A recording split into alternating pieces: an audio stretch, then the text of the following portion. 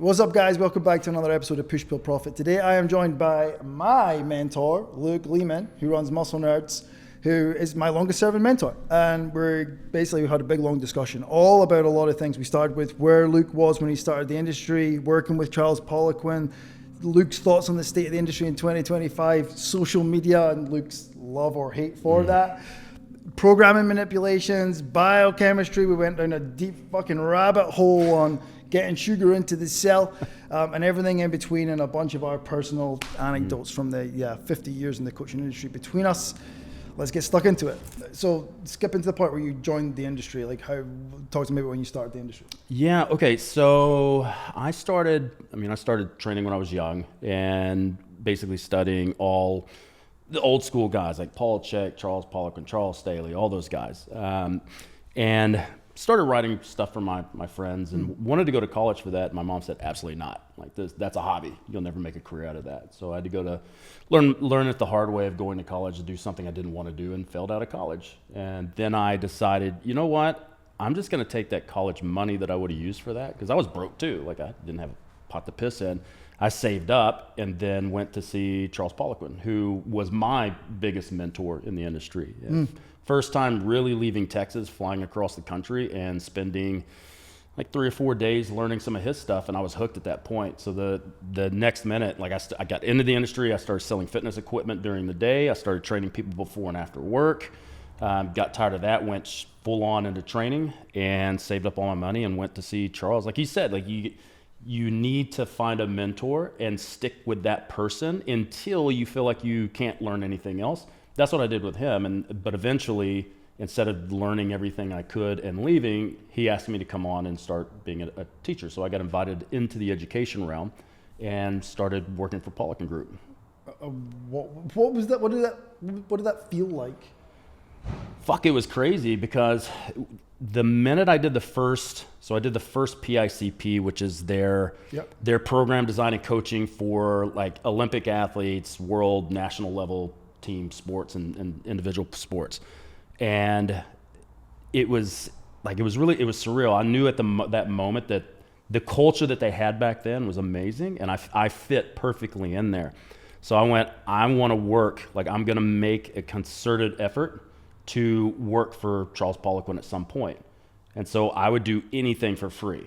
I would go to seminars, I would help people out. We had forums online where I would get on and just help people and not ask for any money. That got me noticed by a lot of guys, so I started doing online training in 2007 when that didn't exist. We didn't have training management software. It wasn't True Coach or anything like that. It was Excel sheets and Word, and I can remember sending some programs off on a fax machine. That's how archaic it was at that time. But Charles took notice of me helping people and getting on the forums, being really interactive. And I was at I think PICP 3. And he came up to me, it might have been 4, and he came up to me and said, do you want to work for us part-time and start teaching and be an assistant coach? And I was like, hell yeah. Yeah, absolutely. And that's what got it started. Yeah, so I did that for a while, and eventually they hired me to come on full-time, which was a whole nother clusterfuck. I showed up and Charles was gone. That was when the entire industry turned, at least for them. That whole company turned. So Charles was gone, his right-hand man, Andre Benoit, was gone, Ron Finley was gone, and I show up and I'm like, where is everybody? Fuck. And they're like, oh, they're not here anymore. I'm going, oh, I just packed all my shit into storage and drove across the country, and you probably could have told me this before I got here. Yeah, that would have been handy information. That would have been real handy information. I still would have gone, but at least I would have been prepared for what I walked into. I mean, it's clear to see you took a lot from Charles. You learned a lot from him. What do you think? That Charles taught you that stuck with you? Got everything. He influenced everything that I do. But both positive and negative. So the positive things, he got me interested in physical culture history and knowing that there are some things that are new in there. So there's always some few things that are being invented, but most of what we know, we've known for 100 and something years. So what Charles is really good at is studying other people's systems and then using those to create his own systems, and also to funnel down all this information into usable periodized structure that would work for people. And so he got me interested in the part of how important programming is. Like not just the coaching, but you have to have a plan. You have to have a long-term plan, short-term plan. It has to make sense. And got me into the science of thinking about what happens in the biochemistry. If I do A, what from the cause, what's the effect, and how is that going to plan out over a long period of time so you're not just throwing exercise at people for no reason. He taught me the importance of looking at people's structure and the structural balance and how they move and fixing those issues. Yeah, so he's absolutely the cornerstone of everything that I do. But I tell you, probably the biggest thing he taught me is don't just worry about the science and the papers, because especially in nutritional science and exercise science, they're always decades behind what we're already doing. So he was one of the only people that had the courage to put these ideas out there while the science hadn't actually confirmed that, and everybody said he was crazy. But you go decades into the future, and everything that he told us back then, pretty much 85% of what he taught us is now being shown in research to be true. Yeah, I mean, it's clear to see you learn an absolute shitload from him, and it's always fun hearing it. It's weird hearing it in this context, actually, because you've taught me this back over the years. So I kind of know the answers to these questions, but it's nice to hear slightly different things. I suppose, here's an interesting question. Do you think, as coaches, everyone should know the science? Like you're saying, it's like, if this is happening, and I'm doing this, and this is happening, what's happening in between and why? Do you think coaches need to know? Do you think coaches need to know that? 100%. Yeah. 100%. I mean, if you're going to be a professional coach or a professional trainer, you should probably know what you're doing. You should probably be able to create predictability outcomes so that when you tell a client, okay, here we are, here's the timeline from here to here, and then this is what we're going to do next. Because if you don't know what the consequences, both positive and negative, of what you're doing, you don't actually know where the bus is driving. It's like trying to drive somewhere without a GPS and you've never been there. You're going to drive across country. You don't know where the fuck you're going to end up if you get there. So it's one thing to understand program design. It's quite another level of depth to understand what happens when I do something, and then inherently know where that person's going to be in, say, 6 weeks, 6 months, 6 years. I suppose there's a lot in this. This is the discussion we had in the car earlier on, where it's like, okay, there's the science evidence, but then there's also like running your own experiments and gaining your own insights. But I think the more interesting angle, potentially, the one that Zoe said when I said, what should we talk about? She was like, you know what you guys should talk about. I'm curious to know the answer to this question, and it's loaded as fuck. Fuck. What are your thoughts on the current state of the fitness industry in 2025? Yeah, where do you fucking start with that? But be honest though. I mean, where do you start? It's a fucking dumpster fire.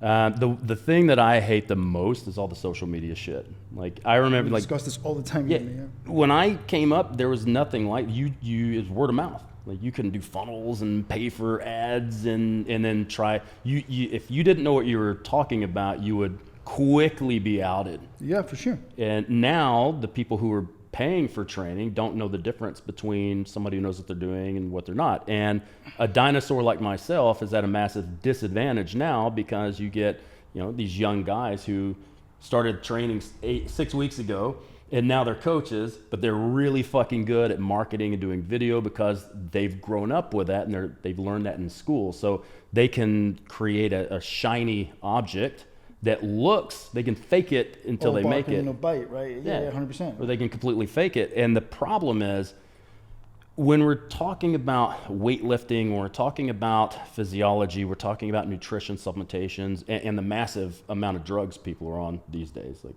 it's crazy. Teenagers are on drugs. Shout out to drugs. Shout out to Trent. And look, I do love drugs, or I did many years ago. But depends who's asking. Yeah, depends who's asking. But we have a duty of care and we have a duty of professionalism. Yeah. And you should know your craft inside and out, and you should be able to do that. It's not like you need a PhD in biochemistry, but you probably should understand at least first, second semester biochem, first, second semester biology, physiology. Read a fucking textbook. Stop getting all your information from YouTube and TikTok. At best, for some people. No, I think it's interesting because obviously you came up before social media, when I came up, it was there, but I didn't use it yet. I was one of those guys that I didn't have social media because I didn't like it. But then I realized I needed it for work. But still, like, I built my business on the gym floor. Yeah. And that wasn't fucking Instagram or Facebook. It was doing good work on the gym floor, right? Whereas now, it's like I just want to start and go straight online. Yeah. And I just want to put these, shiny posts up. I totally agree that is a challenge that the industry drives has. me absolutely batshit crazy. I know it drives you more mental than me because there's that slight difference in our vintages. I don't know, in the industry. I mean, how the fuck are you supposed to online train somebody? We've never trained someone in person. I have a firm belief on this, where it's like when people ask me, like, can you just go straight online? What's your answer to that? No. You need experience. You need to do an apprenticeship. You need to be under somebody. You need to do your continuing education. You need to train thousands of training hours. Yes. And then go online if you want. But the problem is there's many different ways you can do online. The way we do online training is very different. And when I hear coaches say they're training 100 people at once, I'm like, you're not. You're not coaching all those people. Now you are sending programs and you may be monitoring some things. To be clear though, if it's one coach. If it's one coach, right. So like that's important differentiation for anyone listening. 100%. Is that like, because we have hundreds of clients, there you go. but I have multiple coaches underneath me. There you go. But one person coaching 100 plus no, people. There's no fucking way. There's no way. And the way we do ours is it's like Back to the Future, the movie, right? We're coaching you from the future. You've just already done the workout. So when we design the programs, it's a lengthy process with assessments and talks and all the stuff. Like we do a lot of pre-done work, program it out, and they do the workout. And then after they've done it, we look at their videos, we look at their comments, we take screenshots, we do video stuff, we draw little diagrams and all kinds of shit, and we tell them what to do. And then we try to get them to do that the next workout, and the process continues. It's the same process as if I was there with you and I was coaching you in person. It's the same experience. It's just you've already done it.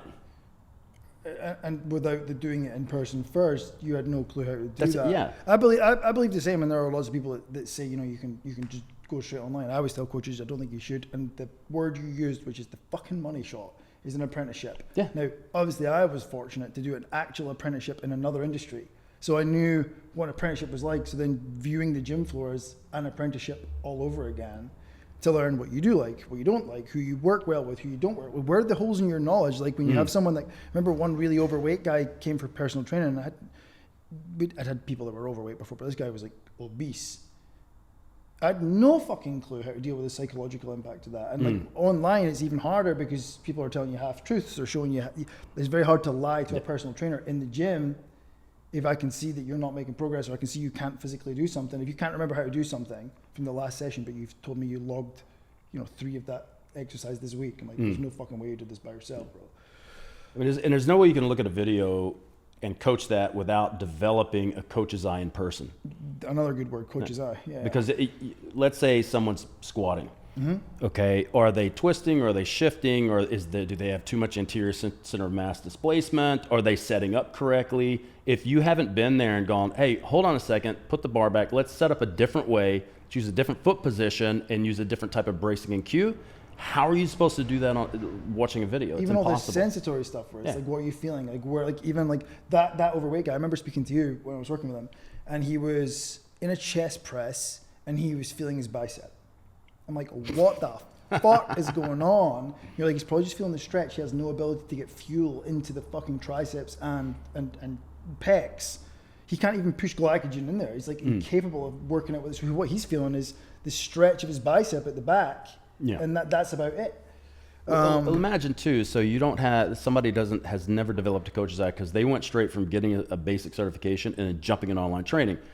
They're going to spend a dozen sessions going, try this. They go do it. Nope, that hurts. Try this. That hurt worse. Sure. Let's go back the other way and try this. They're going to waste that client's money and time trying to figure out, whereas if you had been in the gym and understood the mechanics of the lift and coached it a lot, you could go, hey, do this and this. That should rectify it. Client does it. Oh, the pain's gone. But you can't do that without experience.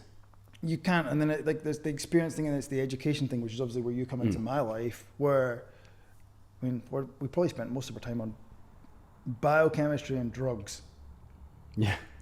And drugs, not on drugs, but questionably on drugs sometimes on our calls. Depends on who's asking. But I think for me, like that was the big thing I took away from you is like cool programming. Like I think the programming stuff I took for granted on the basis that it was obvious on the way in that I was going to learn that. I think like my preconception of coming to Muscle Nerds was I will learn programming methodologies and everything in between. But then when you touched on biochem, I remember just being like this light bulb going off and being like, holy shit. And it wasn't a positive one. It was I do not know anything. Like I remember you in that seminar, you started talking about the Krebs cycle and you said, is any of my mentorship students in? A couple of guys put their hands up, I obviously wasn't yet. And you started drawing it and you're like, can you come and finish this?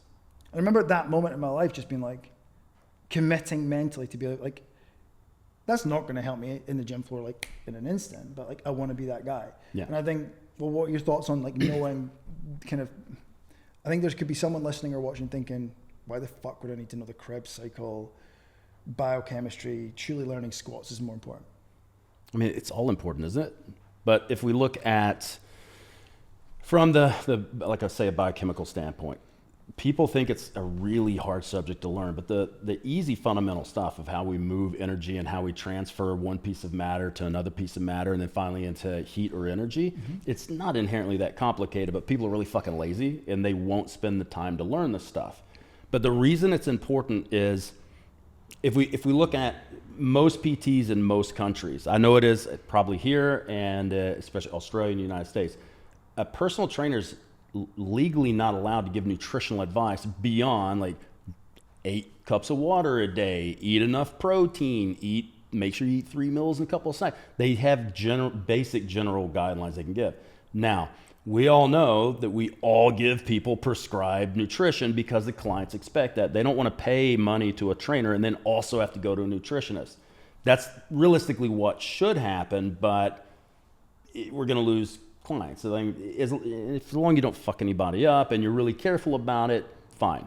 But how do you know if what you're doing for that person is exactly what they need or if it's going to be disastrous? Well, if there's a contraindication and you put them on a weird diet or weird diet setup, or what if you put them on a diet setup that's evidence-based, but it's actually not the right thing for them to get them where they need to go right now, right? So if you know the chemistry of things, then you can form your own ideas about high carb, low carb, high protein, low protein, high fat, low fat, what type of carb, because everybody's different. So they're going to react differently. And I'll give you an example.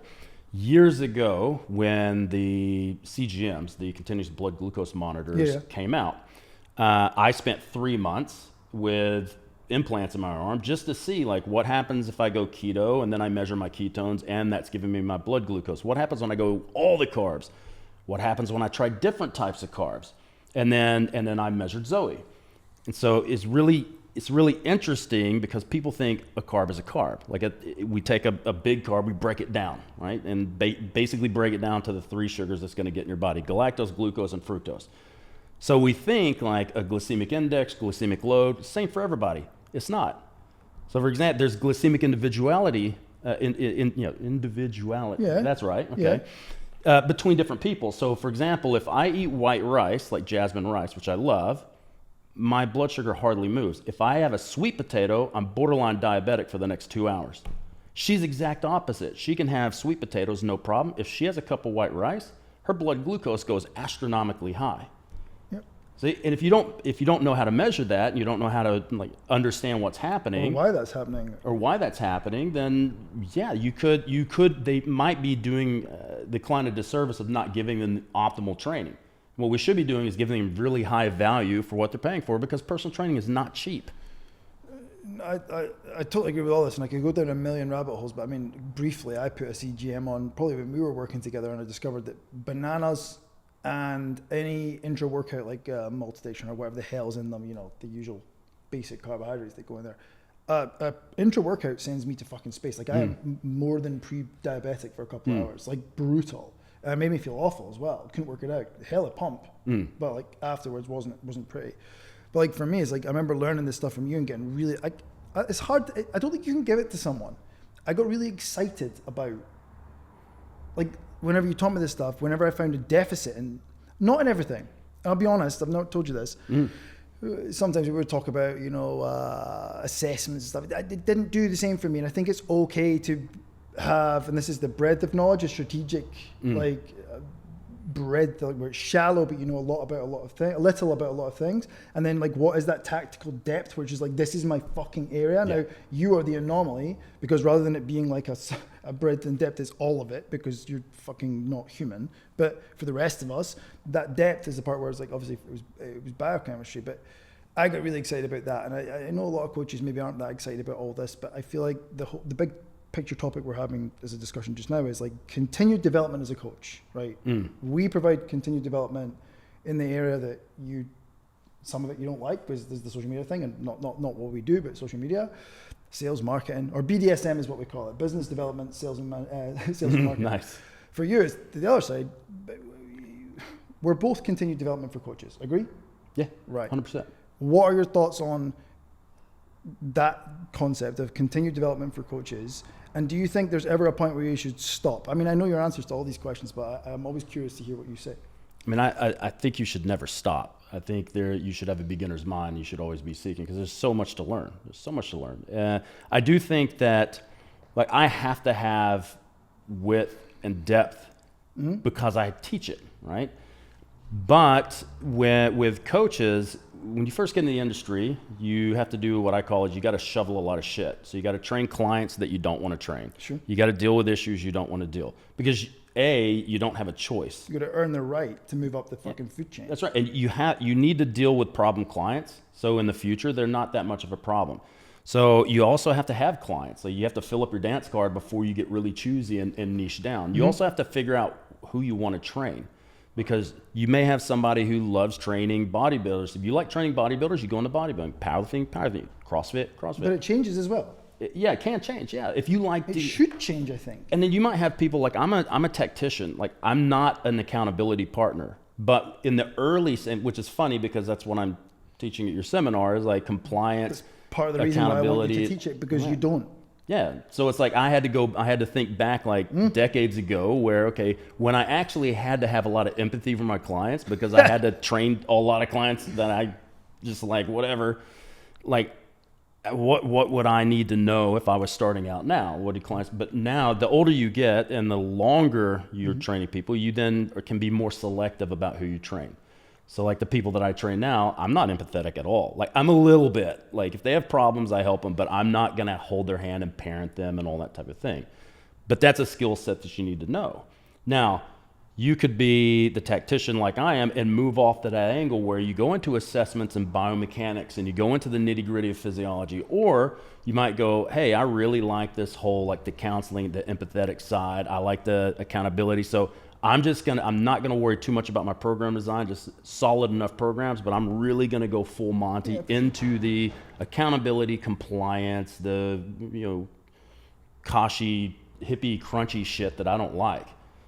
No, I think like picking your area is definitely key. And I think like for me, it was biochemistry for a number of reasons. And I remember, if we're talking about like why, like, should you ever stop? I think one of the things that stuck from you to me was probably in that seminar, you mentioned Biochemistry for Dummies. Who's read it? And I immediately bought it on Amazon. And then you said, like, I still will read this book, because when I read it with a different mind, a different set of eyes, a different brain, a whole different being to the guy that read it the first time. And honestly, I think a lot of coaches get that wrong. Where I read that one next, and it's like a conveyor belt. And this goes back to finding your guy or girl and sticking with them. It's like the hopping between books, topics, subjects. I think like the CPD thing is super, super important. But I do think the first few years you kind of look at that strategic breadth. I think the sooner you can find where you want to plumb the well of like, what do you know, and accept the fact that unless you have like Rain Man powers like you're not going to learn all of it. It's like, where does that best suit you? But you have to realize I've been in the industry longer than most people too. So I've got decades. I'm decades ahead of most coaches. For sure. So I've had a lot more time to do the study. But the key thing is I never stopped. And I would find something I got really passionate about. At one point it was the biochemistry. Then it was like, nutritional biochemistry that is exercise metabolism. So let's figure out how exercise then alters what happens. So you have like you have nutritional biochemistry, which is when things come in and what you do with it. I was going to ask this question. I'm so glad you've gone here. And then exercise metabolism, which is, okay, what are the consequences when I do exercise? How does that now move that stuff around and then affect what I'm eating? So that it's basically two sides of the same coin. So if you learn one, it's really easy to transition to another. And this is why I tell students, it's all about stacking. Initially, when you go into a subject, you're a fucking complete retard. You have no fucking idea what you're talking about. And you're going to feel stupid. And adults don't like feeling ignorant or stupid. Embrace that feeling. I felt like fucking, like I had brain damage when I walked, I certainly did when I walked out of that seminar. But walking in, I was like, I don't even know if this was a good spend of money at this moment in time, because I don't know if I even know how to speak English. And I told you on another call, I'm like, look, sometimes I'm the guy in the room like going, I have no idea what the fuck this guy's talking about, because there's levels and levels, and the peak is really fucking high. So I go to a medical convention, I'm sitting there like, I have no fucking idea what this guy's talking about. I laughed when you said about like exercise and nutritional metabolism, like because that was my vote for what you would be presenting tomorrow. I opened my notepads, which are all like labeled up, and for you, and I looked in and I was like, this would be a fucking great topic. The difference between like exercise and nutritional. I wouldn't have even made slides. I would have just whiteboarded the whole thing. But I fucking love that topic, and I like Sarah was like, that's just your bias, like just because you love it. But I actually like that they chose for me to talk about compliancy, because it made me. You saw me, I was all day at a computer just like, okay, this, and trying to fit the puzzle pieces together. And I was like, okay, I'm actually quite happy with this. And I can actually do it in a way that's not too sciencey. Like I'm not going crazy in the brain and neurochemistry and all this stuff. I'm actually, this will be probably the first time that people have seen me talk where I'm not going full Monty into like chemical warfare and shit like that. I'm going straight into, okay, this is your client. This is how we create loops. This is how we break loops. This is how you slowly make wins and drive them the right direction. What happens when they relapse? So it was a good refresher for me to go, oh, I should probably actually teach this more often. Yeah, I mean, I still would like to know. I'd like to hear the metabolism one again, but that's just I'm still talking about dopamine and stress and some other stuff too. So. Like for me, that would have been good, but I think I'm looking forward to it tomorrow. See, when it comes to you learning, like you're learning now and in the past, would you say that your learning came from like a desire for professional development, or just a deep-seated personal interest in knowing more? Both, because I was always that kid who would take things apart just to see what was in them, and then I couldn't put them back together. Luckily, my dad was a mechanic, so he could always put everything back together. But I would take apart electronics. I would take anything. I just wanted to see how it works, so I would constantly try to reverse engineer things. So when I got into this industry, I'm like, okay, let's look at the big picture thing. I do this. Okay, now what? What's actually happening inside the machine? Okay, let's go get a physiology textbook. Let's get a biochemistry textbook, and let's start reading through that and try to find what happens, what's the consequence. Because everything we do it's cause and effect. The reason your clients are fucked up, there's an effect that you can see, it's measurable. What's the cause? And if you don't know what you're talking about, you're going to try to fix the wrong cause or a lower level cause, where we need to fix the upper cause, because everything trickles down. I'm trying to think of an example of like stuff that we've spoken about in mentorship and in practical application of this, because this is fucking huge. So if you don't know something as the coach, then it's very difficult to look and see what's happening and because it's just educated guessing, coaching, in my opinion. It's just educated guessing. Some people are just more educated. You're shitting in your hand and throwing at the wall. 100%, but like slowly but surely, you know which parts of the wall the shit sticks, right? That's it. So if we look at like, the first thing that comes to my head is like calcium or GLUT4 dependent, glucose translocation, right? So we're looking at that. I remember very clearly you explained to me about like insulin resistance post-workout and being like, so you're just giving these people all this high carbohydrate, and you're like, how the fuck's it getting in the cell? And asking me to justify my decisions in my coaching back to you, which always made me fucking like so fucking sweaty. Like, I don't know, but like I feel like an example like that, like maybe talk on that for a minute, where it's like if we use that as an example. If I don't know, you maybe break that down briefly, the translocation. is like, the if we're glucose talking about, transport. getting glucose into the cell, like we've got GLUT4, we've got calcium dependent, right? Yeah. Like, okay, so it's like if there's calcium dependent GLUT4 translocation, then it's like I was trying to ram loads of sugar into a client and get it into their cells. And you asked me to justify why I was giving, say, Chaz, sugar post-workout. And you fucking destroyed me on my beliefs. But without you doing that, why? I don't know why I'm making decisions. I'm making decisions based on dogma. I'm basing it on fucking bodybuilding textbooks and magazines. So maybe that's a good example, like to give like one practical example of like what you know and what you don't. Yeah, well then sometimes you have to challenge people, and they might be doing the right thing, but you have to challenge them to figure out why they're doing that. So you do it because you read in a bodybuilding magazine. Because what big soapbox issue for me is you'll have scientists that talk about being insulin resistant post workout or insulin sensitive. Sorry, there you go. This is where insulin sensitive post workout. But you're not. You're actually insulin resistant post workout, but you are glucose sensitive, which are two different things. This is the thing you taught me, and I was like, what? Because what we need to understand, when you train, contract your muscle, you are creating a stressful environment. You're creating a stress response. Yep. What do you secrete when you create a stress response? Cortisol. Catecholamines. There you go, right? And glucocorticoids. Cortisol, adrenaline, noradrenaline. Which does what? Catecholamines inherently desensitize the insulin receptors. So if we look at it it's a purely a semantic thing, but semantics are important. That's why I think it's a good example, because it's one that we can talk about.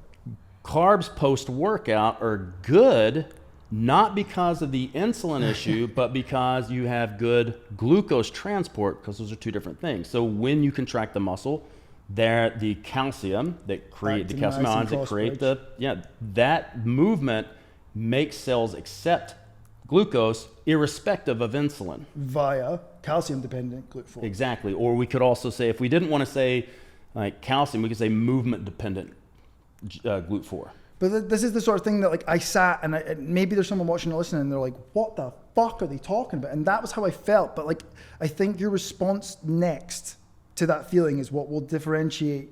And not in every area, because for me, like there's certain areas I didn't get that excited about, but finding some excitement and like, oh, there's more to know here. Yeah. Was where we went scratching away, and then you tell me things like that, and I'm like, okay, this is interesting. And then we got into GDAs, and largely why, now we're just like arming the insulin postman with a fucking sledgehammer, but the door is still fucking closed. It's not going into the cell that way, bro. Like because what would you learn in bodybuilding? You say, okay, you have high blood sugar, take GDAs. Yep.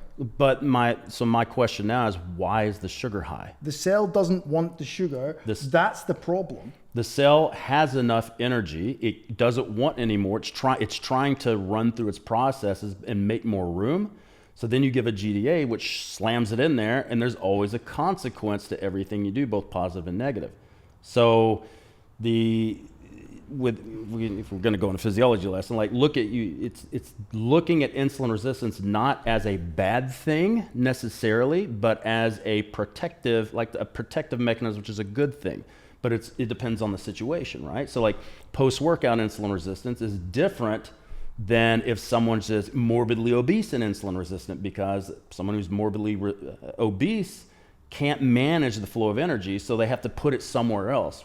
So fat cells, right? We're going to pop it there. There it is. And that's what coaches have to understand is everything's on a continuum. Like the body isn't black and white, it's 50 shades of gray. So you can have a pathology on one side of the continuum and the other side of the continuum. On one side, it's actually a bad physiological response. The other side, it's an inevitable positive response. But this is all the reverse engineering. This is the taking things apart and putting them back together again. I've got high blood sugar. Okay, but why? Where's it backing up? Where's it meant to go? Where do we want it to go? All that kind of stuff is super important. I think we can apply this back to training as well. So like there's that we've just gone down a big biochemistry hole, but if we come back out of that and then go into another hole, so to speak, we trained earlier on. Mm-hmm. Thanks for noticing, guys. We do a sick pump. The pump tank, we just did arms, but like we amended exercises. Let's talk about like the A1, A2, A3 that we did earlier on, right? Okay. And like, why did you choose those exercises? So like, explain what they were, explain why we did them, and like the amendments and adjustments that we made along the way. Because I think this is another example of understanding This is the stuff I fucking creamed over as a coach. It was like biochemistry and then like the programming and manipulations and stuff. Yeah. So run us through A1, A2, A3 and why we changed things along the way. Okay, so we had, you said we have limited time. We got it in and out in like 30 minutes. We're going to be on camera. We're going to be on camera. We need to get a juicy pump. 100%. So like, okay, so if we have limited time, we need to make something that's a bit more efficient. So it's not like we're going to be able to go in and do like 20 sets of stuff. Would have loved to. We'd love to, but it's the time constraints. Sure. Like, okay, well, what works good in that? Well, we'll do a tri-set. So now we have a lot of different options for tri-sets. Let's do, I want to do something fun. I hardly ever train my arms. Let's do something fun. So I'm like, okay, what's an unusual way of doing it? So we could do 6, 12, 25. We could have done a lot of different stuff. We got mechanical advantage. 6, 12, 25 in your arms, bro. Yeah. Because you said, you were asking me in the workout, is this like a mechanical advantage thing? I'm like, kinda, sorta. It's more of an old school Steve Holman Ironman magazine positions of flexion style workout, which in those workouts, they would do a mid-range movement, which would be more of your heavy power movement. So there's not a lot of stretch, there's not a lot of shortened position. It's basically the load is in the middle of the movement. So it's really good for like big, like heavy stuff.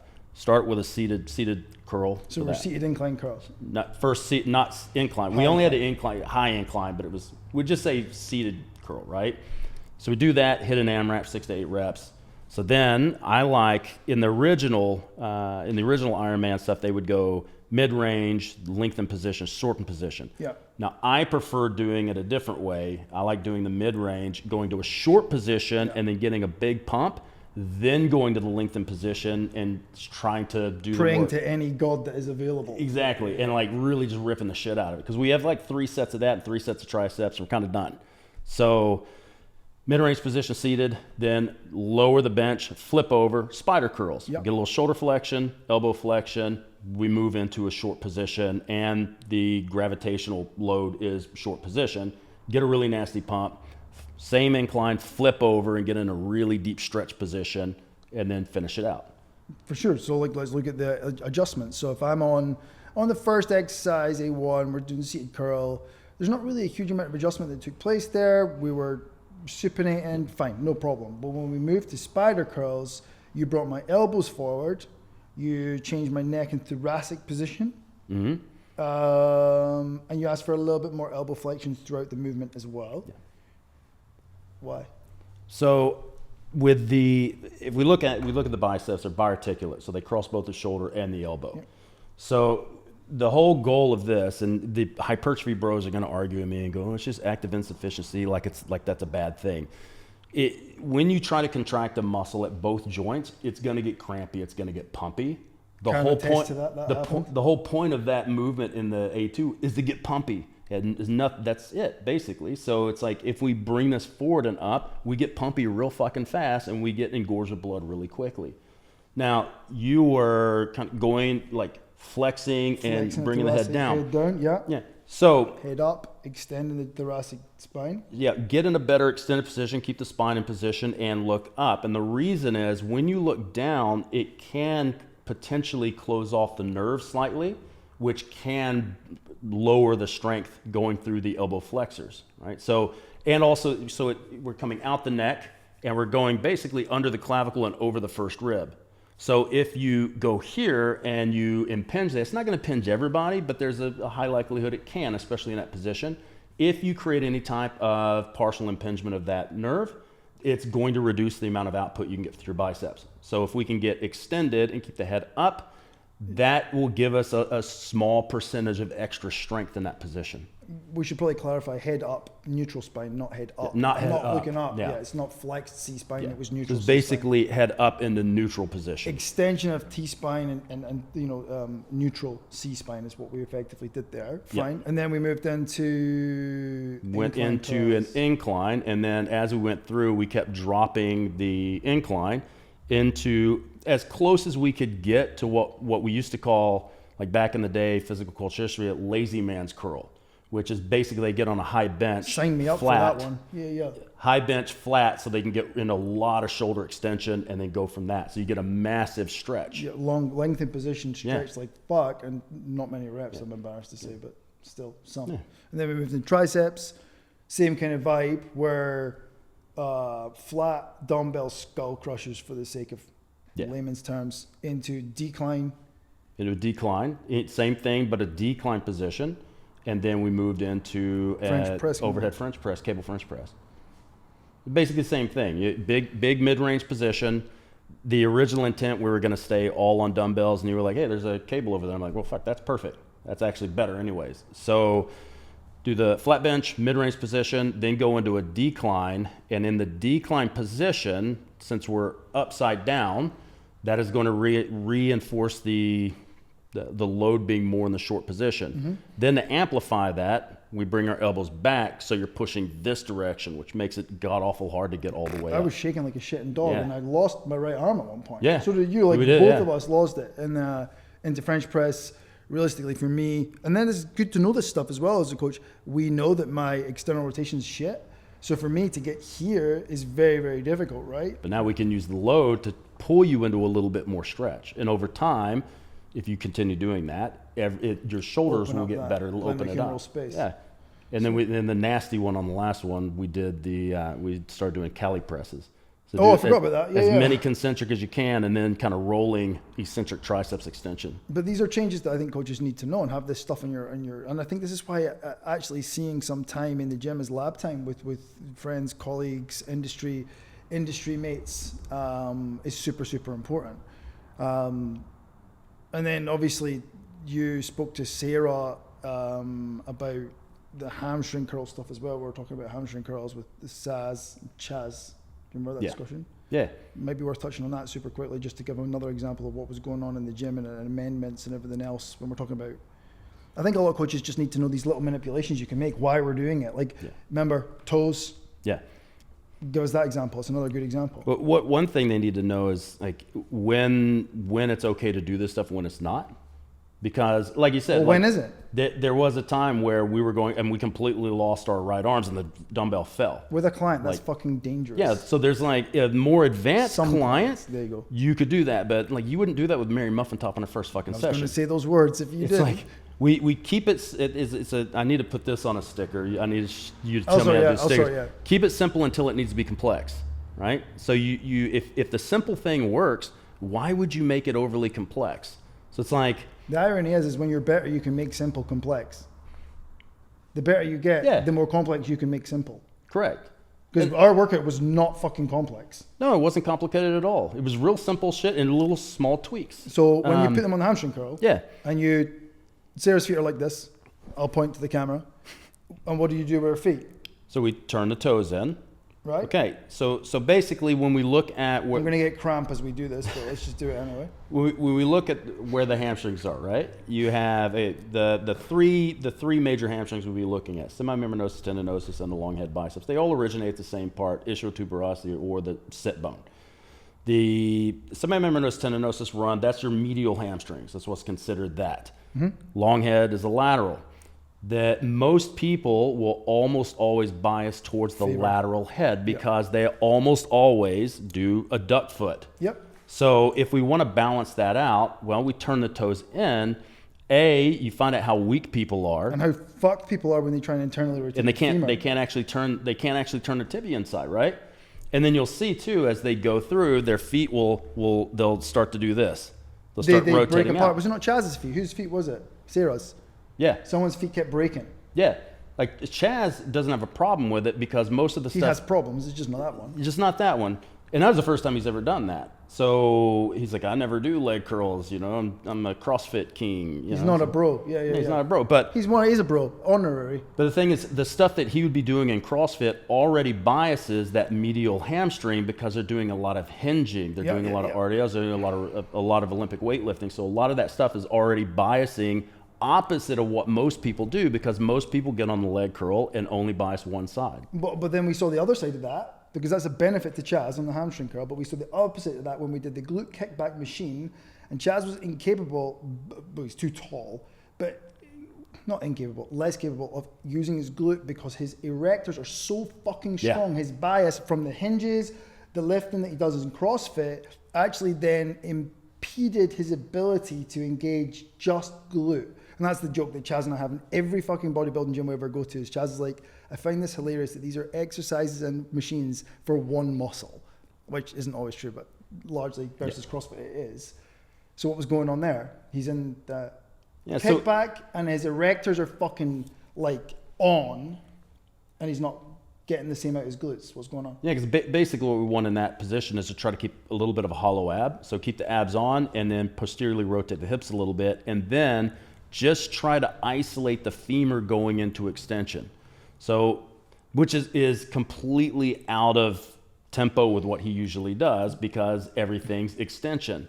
So because the meaty erectors, every time he tries to extend through the femur, his lower back wants to extend, so it wants to bring his hips around. His CNS is ripping a bar off the floor at that moment. But it's just motor patterning, right? Yep, which is what I said to Sarah. It's all just like connecting with the muscle. And I think this, I mean, dude, I could talk about this for fucking months. And like with Sarah, when she's going and I'm like, okay, just when you're in this position, you realistically only have around maybe 15 degrees of femur extension. So you don't actually want to extend your knee fully if you want to keep it in your glute. So round one, like, do you feel that? Yeah, cool. Round two, she goes, why did I feel that in the knee? I said, because you went beyond that and you started using your knee to push the rest out. When I said it, she turned it into a leg press. Yeah, like an inverted it became leg leg press. extension because the knee was extending the back end of the rep, which if we're sitting in a leg extension to target the quad, what are we doing? We're extending the knee. So she is at the back end of the rep, not finishing here, is finishing here. Yeah. And as a result, why am I feeling this in my quad? And the thing is, that's not a bad thing. That's not like, that's a totally legit exercise to finish out with your knee. However, if we wanted to minimize the action of the knee and maximize the glute, then we don't want to use the knee because we were already doing leg press anyways. Well, what's your intent? Again, it's intent. What's the goal of this exercise? What's the goal of the workout? Here's one more to finish on. Because we've mentioned Chaz, our resident CrossFitter, the only CrossFitter in the room. Here's a I don't know if it's loaded or not. Why do CrossFitters get injured in your opinion? I mean, every competition you're going to have injuries. As someone that's worked in a box, CrossFitters get injured more than the people in the bodybuilding part. Well, I think there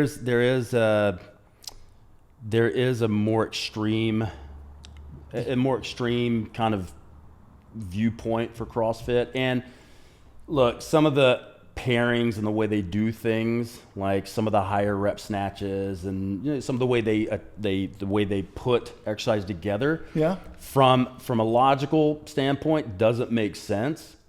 But from a, I guess surviving the zombie apocalypse or whatever they say, and like being like resilient and robust and be able to do crazy shit, it makes sense for CrossFit. It makes no sense in bodybuilding. And like I don't agree with it because like I'm so finicky with my program design that that's why I never write people CrossFit workouts. I'm like, I'm not a CrossFit coach. Like I don't know how to do that. I can write structured workouts where order of exercises and the way you do things make logical sense, but some sports don't make sense. So you look at the training and the training looks like it doesn't make sense, but the training is done that way because the competition is done differently.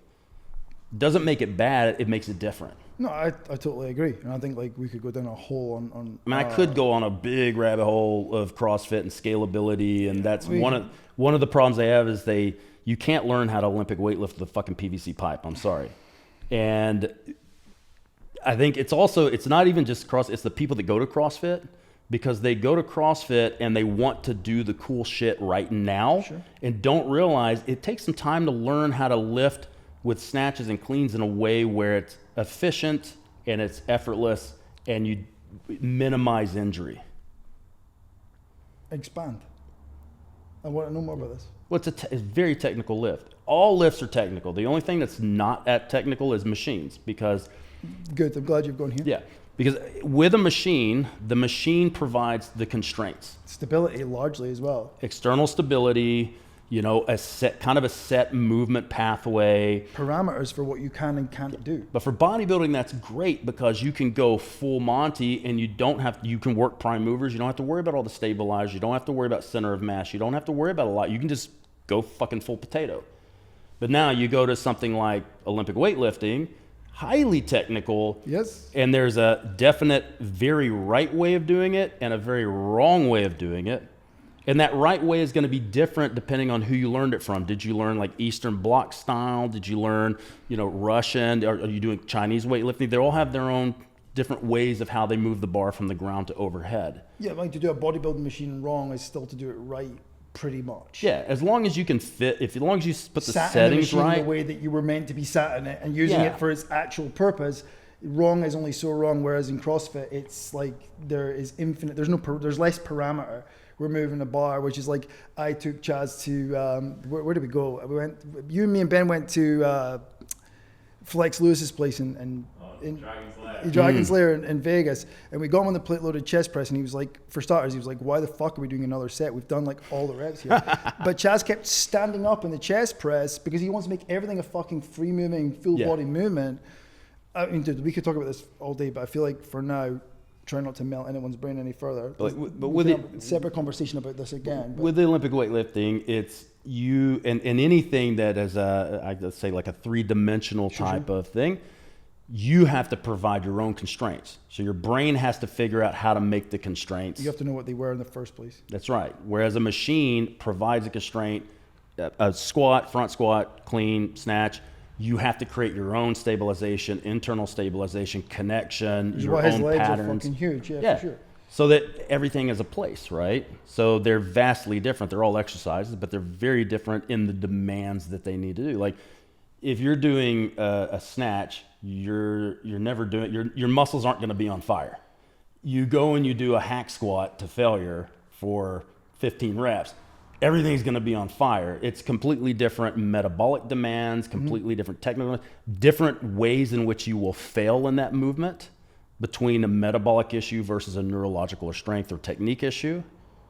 So that is one of the gripes I have is there's not the people that start CrossFit, a lot of them want to get into the groups and do their thing, but they don't want to do the prep work to understand how to do the movement correctly. It's like, when I was in high school, like I was in all the like honors English, honors math, whatever. Can't relate. I was not. I had the worst algebra teacher for algebra 1 and 2, where he would not check your homework. He would just take it and put a check mark if he saw that you just squiggled shit all over it. When I got to college, they're like, I took entrance exams. They go, you actually don't know how to do algebra.